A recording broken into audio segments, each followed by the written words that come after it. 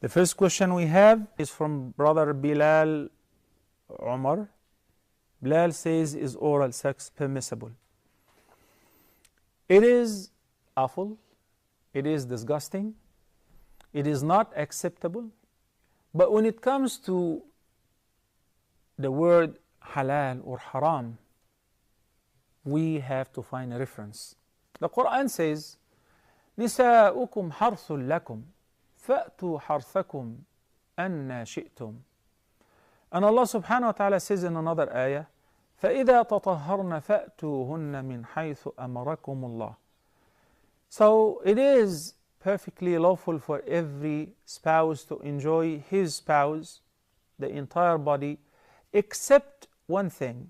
فأتوهن من حيث أمركم الله is to have an intimate relationship in the orifice which is created for this reason, okay, which is al-farj. Having an intimate relationship in the rear orifice is absolutely forbidden, one of the major sins, and it can take out of Islam. That is the only prohibition in this regard. Similarly, having intercourse during the menses. وَيَسْأَلُونَكَ عَنِ الْمَحِيضِ قُلْ هُوَ أَذًى فَاعْتَزِلُوا النِّسَاءَ فِي الْمَحِيضِ وَلَا تَقْرَبُوهُنَّ حَتَّى يَطْهُرْنَ فإذا تطهرن فأتوهن من حيث أمركم الله. Which means they ask you concerning the menstruation. Say it is adha, harmful, because of the blood that carries germs and so on, the blood of the menses. So whenever there is blood flow or whenever the woman experiences the monthly period, you should avoid having an intimate relationship with your spouse in this condition until she is in a state of tahara. And after the tahara, ائتوهن من حيث أمركم الله, embrace them wheresoever Allah allowed you to embrace, as I mentioned earlier. The place where she may conceive and have a child and so on. So these are the restrictions, and this is what is allowed, which is everything in general. It is permissible for every person to see everything of his or her spouse. There is something called modesty, chastity, shyness, where, for instance, we know that Prophet Muhammad ﷺ never looked at the awrah of his spouse, and she never looked at his awrah. But it is not forbidden for any person to see his own awrah or the awrah of his or her spouse, of the entire body, including the major awrah. It is not forbidden. We have to be very specific.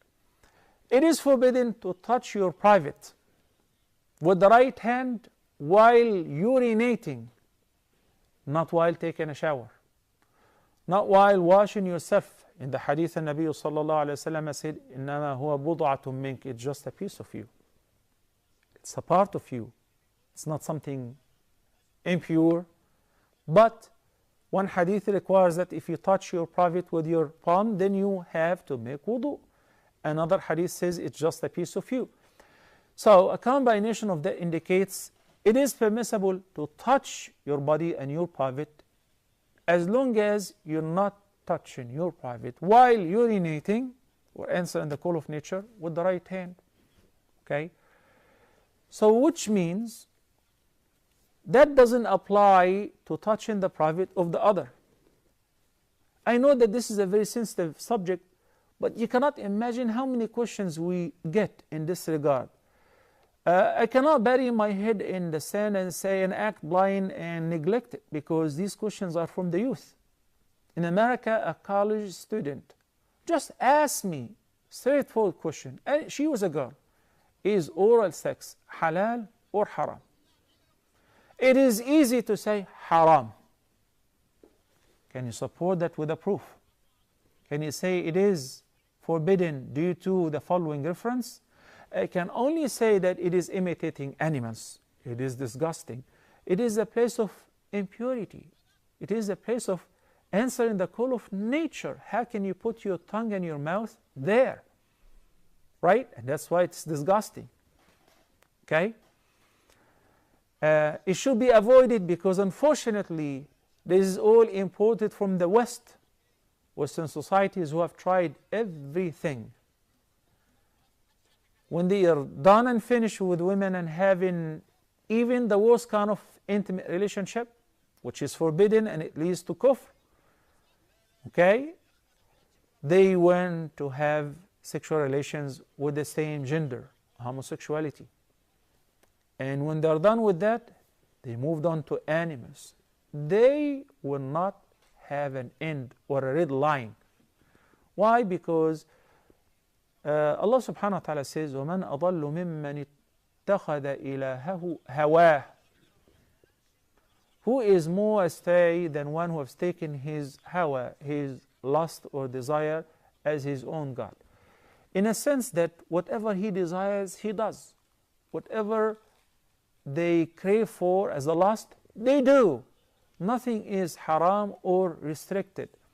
And the widespread of the STDs, sexual transmitted diseases, is simply because of that. Mouth cancer, وَالْعِيَاذُ بِاللَّهِ, throat cancer. Think about it. The place of urination and the place of answering the call of nature, the place which is full of microorganisms, which are normal flora for this place.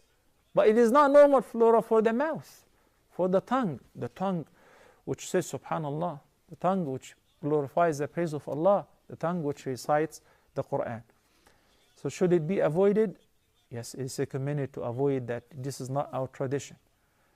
But again, I cannot tell you it is forbidden because of a straightforward reference. I hope this answer is very clear. Barakallahu feekum.